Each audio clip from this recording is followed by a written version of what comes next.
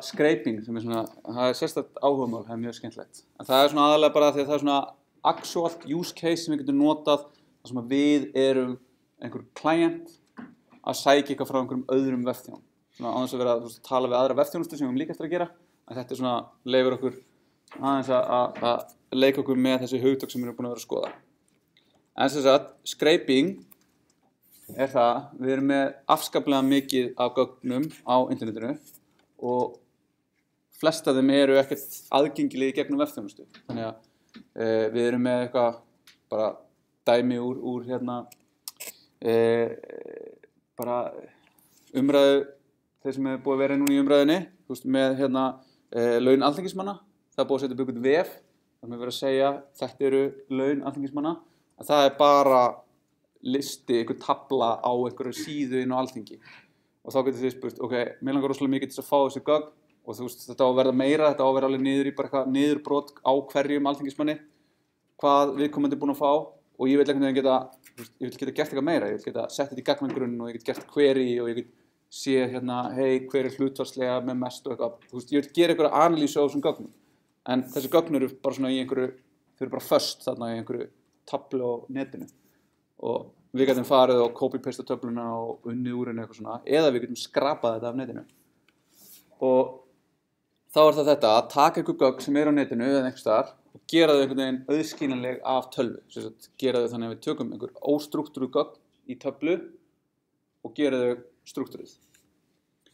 Og þá er þetta þannig að þá getum við farið að nýta alls konar gögn. Og þá er þetta, scraping er að skrapa gögn af vef, tökum upp spaðan okkar og skröpum við einhvern veginn og reynum að móta þau inn í eitthvað sem við getum notað. Og þá þýðir það að við þurfum einhvern veginn að reverse engineera struktúrun á gögnunum sem eru á vefnum og einhvern veginn svona túlka hvað er í HTML-inu. Þannig getur náttúrulega verið mjög þakklátt ef að forritari vefsins notaði semantic HTML og þá er mjög auðvelt að lesa út meininguna, en annars getur þetta verið svona giska í eðina. Og svo búum við til okkar eigin gagnastruktúr upp úr þessum gögnum og gerum eitthvað áhugavert. Þannig að við finnum einhvern vef með áhugaverðum gögnum. Við skoðum hvernig uppbyggingin á HTML-inu er, hvaða klass er verið að nota á einhverjum elementum og hvaða element og hvernig virkar þetta allt saman. Og við notum eitthvað tól til að vinna gögnin úr HTML-inu og gerum eitthvað áhugavert gögnum. Og reynda vantar eitt skref hérna sem er náttúrulega að sækja gögnin fyrst. Og svo þegar við fyrir að gera þetta, þá er þetta svona ákveðnu gráu svæði, þannig að við viljum vera kurteis og það þýðir það að vera ekki að gera of mörg request, kössum gögnin hjá okkur, geymum svona, að meðan við erum að developa eitthvað sem við erum bara að refresha, ekki vera að gera alltaf request á serverinu hjá einhverjum öðrum, sem maður veit ekki, við höfum tæki til þess að gera það ekki, þannig að við erum kurteis. Og svo getur þetta verið svona á gráu svæði og þetta svona, kemur svona lagalega pælingar. Ef eitthvað er aðgengilegt á internetinu, er það public, má ég gera eitthvað við það ef ég...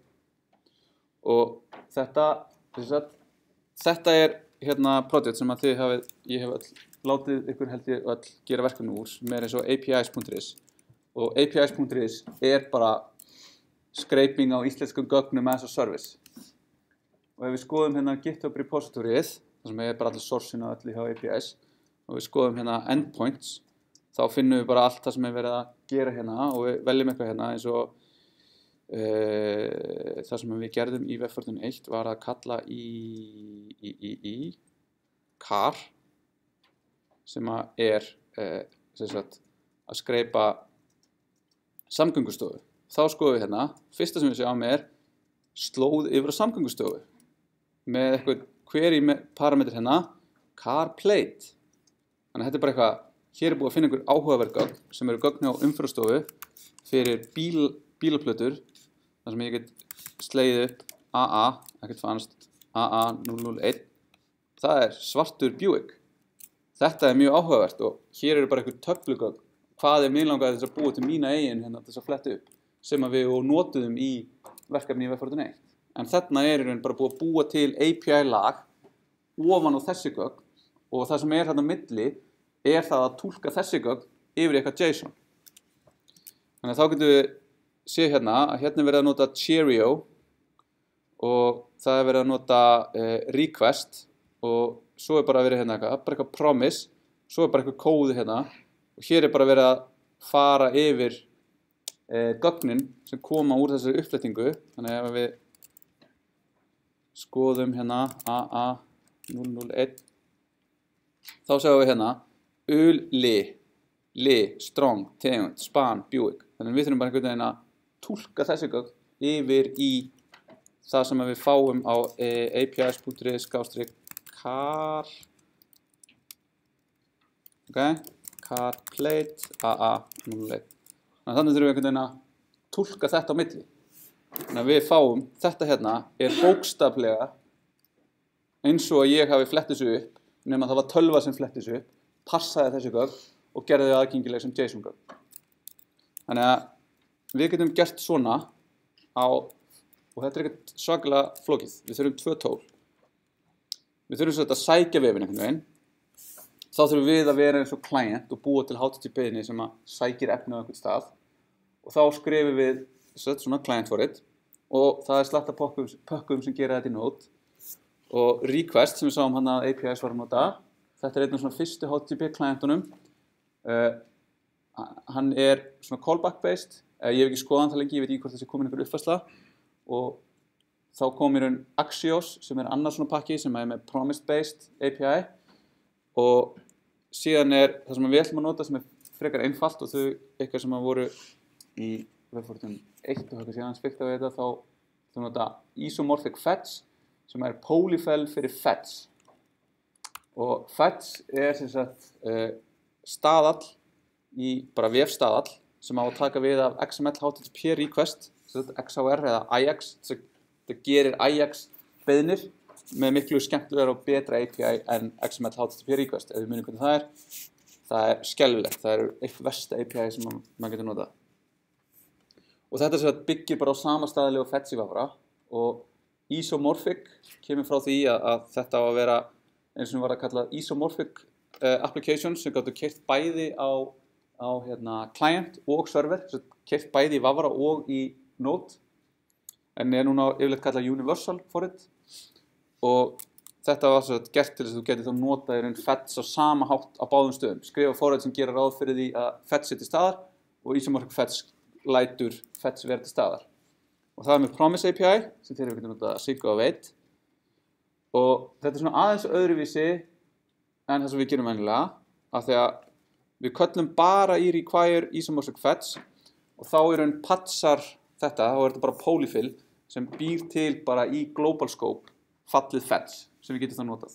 Þannig við erum ekki að segja eitthvað const fetch jafnt og require isomorphic fetch, heldur gerum við bara svona, köllum í þetta, af því þá gerum við þetta bara eins og í Vafra. Þá fetch bara til. Ég get opnað hérna console, gert fetch, það bara native code hérna. Þannig þá myndi það virka í raun bæði á Vafra og á servernum.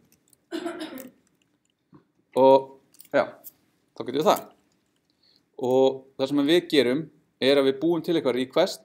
Einfaldasta bara að gera fetch á URL sem framkomur bara get á eitthvað URL og skilja promise. Og svo getum við sendt inn options hlut sem annað viðfang og þá getum við gert til dæmis post, við getum sett headera, við getum sett body fyrir payload fyrir postið okkar. Spurning?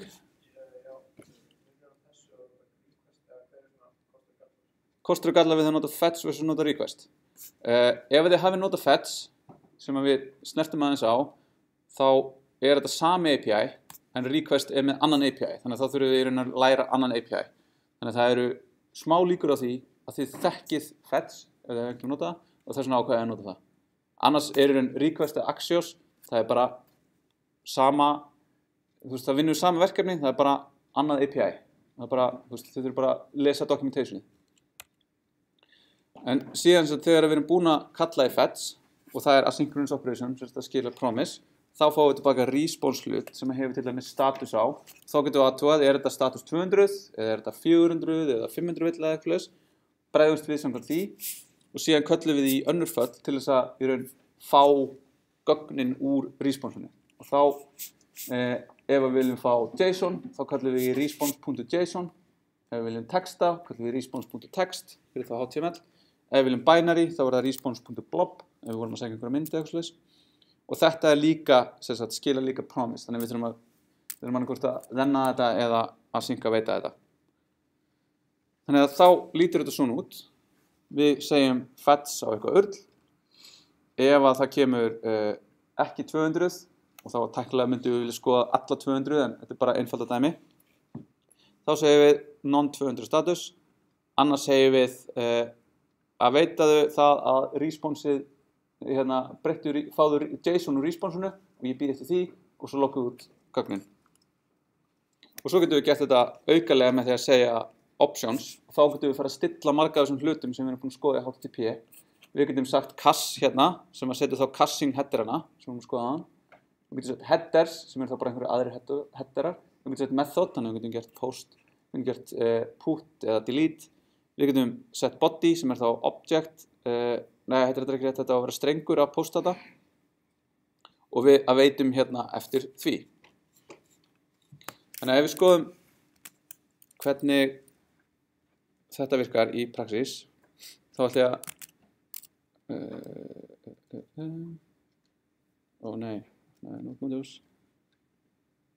þá er hérna fetch og ég setti hérna sem sagt það er eitt server sem er þá serverinn sem við erum að fara að tala við sem er bara eins og við höfum verið að vinna með hann og svo eru raun klientar hérna, client dæmi.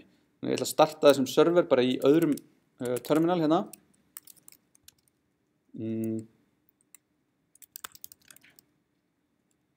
Þetta er ekki rétt. Þetta er rétt.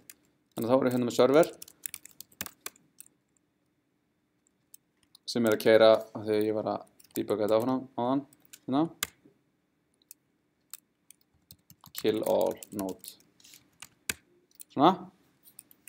Og þessi server svarar hérna á slash með hello world, á error með 400 villu og skrifar 400 villa, á JSON svarar hann með JSON, á headers þá athugar hann hvort á Óli headerinn sem ég held að verði mjög vinsæll header sé settur og ef hann er settur skrifar út hvaða gildi það var en annars bara engin header og síðan post sem tekur þá við hérna foo og bar og body og skrifar það út í svarinu. Þannig að þá skulum við skoða hvernig ég er bara að keyra einfalt get. Ok.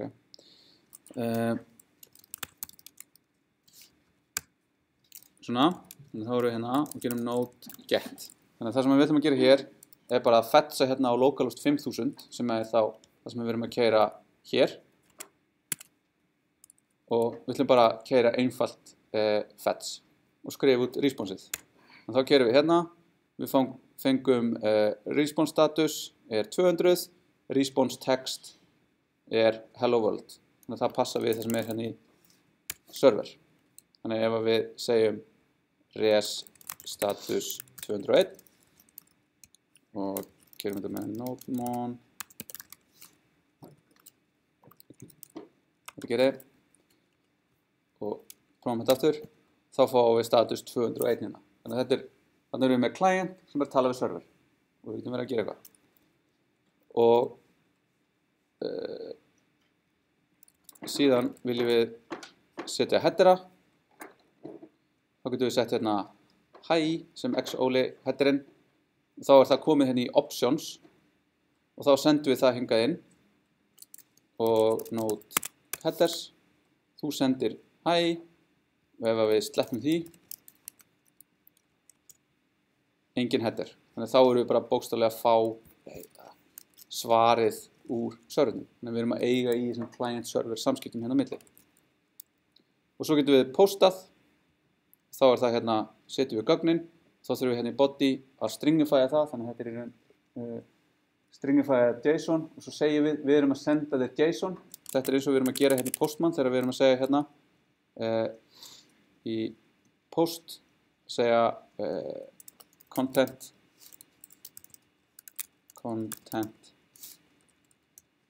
type application JSON þá er þetta nákvæmlega sama og hérna setja þetta, já sama hér að setja þetta þá er þetta nákvæmlega sama við erum að gera hér body, stringify data senda application JSON og ef við keyrum þetta node post þá þá fáum við hérna foo, hér foo, bar, foo-bar. Gerum hérna foo, foo. Þannig að þetta að virka þarna á milli. Og hitt sem við þurfum til þess að vinna þetta scraping-verkefni okkar í raun einhver leið til þess að vinna úr gögnunum. Og við getum farið einhvern svona strengjaleikfimi og farið að gera eitthvað svona leitin í strengin eða kötta strengin upp einhvern veginn með splittunum eða eitthvað svona eða nota einhver regex. Og þá munum við bara lenda í vandræðum og það verður allt skellulegt. Og almennt bara svona ef þið reynið einhvern veginn að túlka HTML með regex þá það ekki hægt. Þið viljið alltaf nota eitthvað svona tól sem að túlka HTML bara eftir spec, eftir standardnum. Þannig að þetta hægt, brothætt og óæskilegt. Þannig að við getum í raun sótt einhvern pakka, eins og svo ofta aður, sem að leyfa okkur að vinna með HTML. Og þá það eitthvað sem að bara passar HTML-strengin sem við sendum inn og leyfir okkur svo að fá einhverjar aðgerðir. Það einhver API sem að við notum til þess að vinna úr gögnunum í þeim sem búið að túlka fyrir okkur. Og þá til dæmis JS-DOM, það útfærir bara nákvæmlega samkvæmt spec, bara hérna. JavaScript implementation of what working group DOM and HTML standards for use with Node.js. Þannig getum við bara passað eins og við værum browser. Þetta svolítið þungt í vöðrum, þannig að við ætlum að nota Cheerio sem að nota svona jQuery-legt viðmót. Þannig að það replikatar jQuery API-in til þess að leyfa okkur að vinna með gögn. Og við ætlum að nota það í verkefninu þegar það er svona tiltölulega einfalt og skemmtilegt í notkun. jQuery. Ég var erfiðu sambandi við jQuery. En Cheerio virkar þá þannig að við hlöðum inn HTML-in okkar, bara með Cheerio load og þá fáum við tilbaka einhvern hlut. Og þá það einhver svona jQuery-like hlutur og hann yfirleitt kallaður dollar, af því það það sem að jQuery yfirleitt bundið sem. Síðan getum við leitað að nótum með selector syntax. Þannig að við getum sagt hérna, leitaðu að öðru li sem strangt barn undir einhverju uli á síðunni. Og þá getum við fengið tilbaka 1 eða 0, 1 eða mörg eintök af því. Við getum ferðast DOM-ið með því að finna eitthvað. Difu hérna, fyndu síðan P og fyndu næsta P. Þannig að það finnur difu sem á inni sér P og næsta systkini þess P. Þannig að það getur við séð að þetta getur verið gott til þess að fara í gegnum einhver svona gögn sem eru sett alls konar upp. Já, 4. málsgreinin skiptir okkur máli. Þannig að við þurfum einhvern veginn að geta á auðveldan hátt valið 4. málsgreinina. Svo getum við sótt og áttu gögn og þá viljum við yfirleitt bara sækja gögn, við viljum ekki fara að gera við þau. En þá getum við náðið einhver P og fengið textan úr því. Síðan getum við ídrað gegnum nóður og þá notar þetta sama og hérna jQuery sem each, ekki for each og það fyrst indexin, síðan elementið og elementið sem sagt HTML elementið en ekki svona Cheerio element, svo við þurfum aftur að nota dollar utan það til þess að geta nota Cheerio API-ið eins og ef þið hafa notað jQuery þá virkar þetta eins þar. Þannig að þá getum við sagt hérna fyrir hvert li á síðunni gerðu eitthvað við það. Það að loka sögu hérna. Þannig að fyrir þetta dæmi þá erum við með hérna Cheerio og hér erum við bara með eitthvað svona HTML boot. Þannig að þetta þýðir bara, þetta getur verið invalid HTML teknilega séð, en það mun alltaf geta einhvern veginn fundið leið til þess að passa það rétt. Og hér erum við með bara eitthvað div class foo, uli-lista, annað div og eitthvað p hérna. Þannig að þá byrjum við á því bara að loada inn þessu Cheerio, láta Cheerio parsa þetta HTML okkar. Og svo getum við fara að spyrja hérna, gefðu mér lið nr. 2, þannig að við gerum það fyrir að það myndi skrifast út hérna bar, spurningamarki. Gefðu mér síðan div sem innan div foo, sem það hérna div, innan div foo, hérna div foo, það div inn í því, divi, og gefðu mér síðan p sem næsta systkini þess. Þannig að þá finnum við þetta hérna p, nákvæmlega. Og síðan finna öll li sem undir ul, sem undir eitthvað sem með klassan foo, þannig að þá finnum við það hér, hér og hér. Og fyrir hvert af því búið til þetta úr liðinu, sem sagt kastaði ég hérna getur notað þennan API hérna og skrifaði út li-númer og telur þá, ég held að sé 1 index, ekki 0 index, 1 jafnt og texti. Þannig þá ef við kerum þetta, þá fáum við hérna bar fyrir fyrsta sem er þetta hér. Þannig það passar fyrsta P, já 0 indexað, þannig þá er það hérna fyrsta P og lið nummer 0, nummer 1, nummer 2. Þannig þá er þetta hérna. Og svo getum við sagt, svo getum við chainað þetta allt saman. Ég vil ekki finna þetta, ég heldur vil ég finna næsta P. Þá getum við gett hérna og vista og þá er það annað P. Þannig getum við í raun mattsað við. Þá þurfum við að skoða bara outputið í HTML-inu. Hvernig lítur þetta út? Þetta er einhvern veginn svona og þannig getum við unnið úr gögnunum.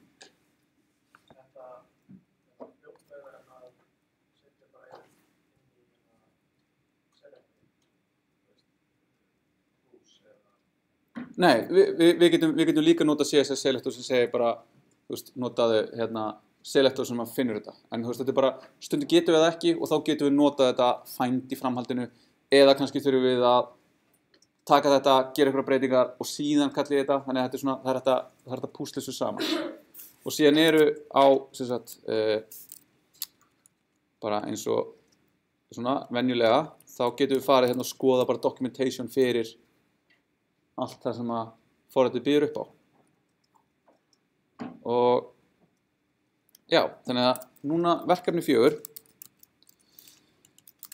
er það að búa til okkar eigið apis.ris sem er þá að taka próftöflugögnin sem eru hér og gera eitthvað meira næs, búa til vefþjónustu sem að skaffa okkur þessum gögnum. Þannig að hérna þurfum við að fara og velja eitthvað svið og fá sér svona töflu. Þannig að við sjáum, þetta eru áhugaverð gögn. Ég velti fyrir mér hvað ég geti gert við þau. Eins og til dæmis talið hvað eru margir nemendur sem eru að fara í próf, eða það sem eru prófaðir. Og hvað eru mörg próf, hvað er meðal fjöldin af nemendum í prófi. Og það er náttúrulega væri svolítið galið að fara eitthvað að reyna, já ok, 56 pluss 11 pluss 9. Af því að við erum náttúrulega að læra að forrita, þannig að við erum náttúrulega að forritum þetta. Þó það taki ykkur örugglega svona 6 lengri tíma, eða kannski 60 lengri tíma, en að gera þetta í höndunum, þá goddammit, við erum forritarar. Þannig að við ætlum að taka þessi gögn og við ætlum að finna, við ætlum að leyfa okkur það samt að setja fasta hérna. Við ætlum ekki að fara að parsa út hver eru sviðin. Við ætlum bara að fast setja það eitthvað og þá við ætlum að fara að skoða hérna, ok, inspektum þetta, hvernig líta þessi gögn út. Ok, það er eitthvað seglegt hérna og data url er eitthvað hérna. Þannig að hérna er eitthvað url sem við þurfum að fara að vinna með. Og hérna er líka eitthvað já, hérna, eitthvað value 1. Þannig að hérna er greinilega eitthvað ID 1. Og svo prófum við hérna, skoðum network. Og núna erum við svolítið svona rannsakendur á það hvernig einhver útfærði eitthvað vef. Og við skiptum Þá sjáum við, þá er gert hérna XHR, XML HTTP request á einhverja slóð og við skoðum hver svo slóð er. Ok, við gerum bara hérna open a new tab, þá sjáum við gögnin. Aha, það er JSON sem inniheldur eitt lykil sem er HTML. Þannig að þetta er áhugavert. Við getum notað þetta, og þá sjáum við hérna svið ID 1 hérna. Ok, þannig að ef við gerum 1 hér, þá fæ ég annað svið. Þá fæ ég félagsvísindasvið. Þannig að þarna erum við komið með, þannig að þið þurfum að finna út, við þurfum að taka þetta þessa slóð og við þurfum að taka hérna ID-ið og við tökum þetta hérna inn og þá sjáum við að það verður síðan til eitthvað HTML úr þessu og þá þurfum við að fara að skoða hvernig er HTML-ið útfært þarna og þá er það í töflu, vissulega þetta eru töflugögn, það er mjög gott að gera það þannig og þá sjáum við hérna, nice, þetta er T-body, þannig að við þurfum ekki að fara að taka sérstaklega í burtu T-head, þannig að við getum tekið í raun allt úr T-body, þannig að við sáum hérna T-body inniheldur öll gögnin sem okkur hugnast og þau eru hérna með eitthvað TR og svo eru hérna 5 TD, þannig að þurfum við að fara að lóta upp einhvern veginn þessum HTML-gögnum, finna þessa töflu hér inn í þessum gögnum, hverja einustu töflu á síðunni og með þessum header hérna, þannig að við erum einhvern veginn að finna öll H3, svo hugsanlega H3 next table og þá getum við spurt það af því hvaða raðir eru í því og fengi síðan út þessar dálka. Og við ætlum svo að gera þetta og búa til bara API sem gefur okkur þetta.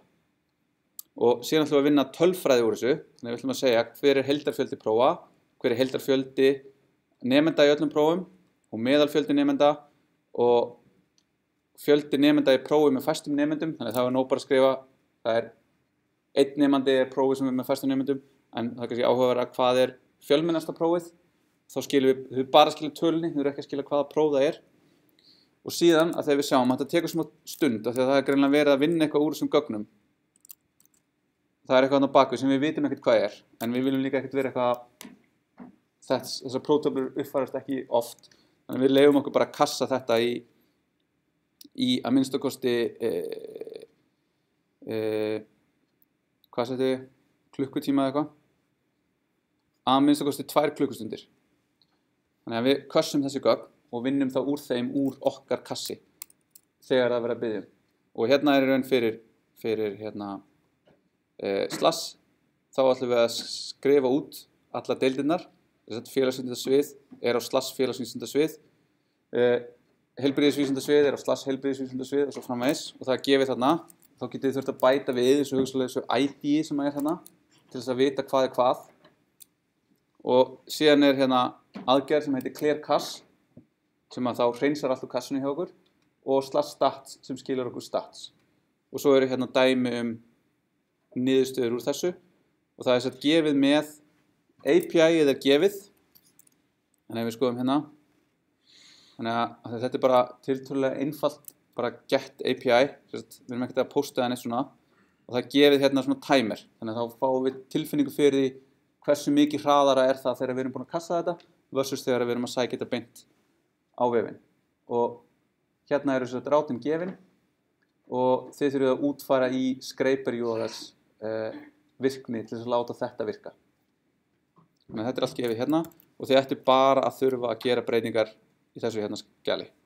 Þannig að hérna gefið þetta departments og síðan eru þessi föll sem exporta hérna. Þannig að við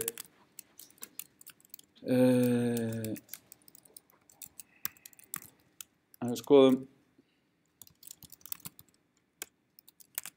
mína sýnlaust, þannig að þið fá aðeins betri tilfinningu fyrir hvernig þetta virkar. Þið sé ekki að gleyma neinu hérna.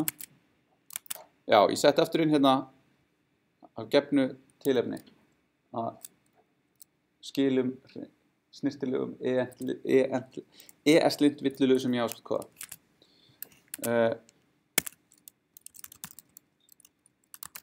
Svona, þannig að núna get ég farið hérna á localhost 3000 og gert get. Þá fæ ég hérna, þetta tók 0,08 millisekundur og ég ætla að fara hérna á félagsvísindasvið, geta það. Þá sjáum við að þetta tekur smá tíma, sérlega 1500 millisekundur og þá sjáum við hérna félags- og mannvísindadeild með eftirfarandi próf. Þannig að hann búinn að vinna úr þessum gögnum og núna ég búinn að kassa þau, þannig að ef ég sendi aftur þá tók þetta 0,5 millisekundur að svara í þetta tilvik. Og svo kemur svona smá twist á það að þegar þið farið í stats hérna, þá þurfum við að fara og ídra í gegnum öll svið, allar deildir og öll próf. Þannig að þetta verður líklegast for each og eitthvað gert við þau gögn og þá þarf náttúrulega að sækja þau öll. Þá getum við notað til promise all og að veita það, þá náttúrulega verður þetta ekki kumulativt, þetta ekki 4x1500 af því að við sendum 3 request í þessu tilfelli, 4 request á staði í einu og þannig að það tók okkur bara 1800 millisekundur að sækja þetta og þá sjáum við að fjölmennasta prófið með 276 nemendum með 422 og 1800 nemendur, náttúrulega ekki allt stakir nemendur og meðaltali 42,68 nemendur í prófi. Það meira en ég hefði gert ráð fyrir. En annars bara gott í dag.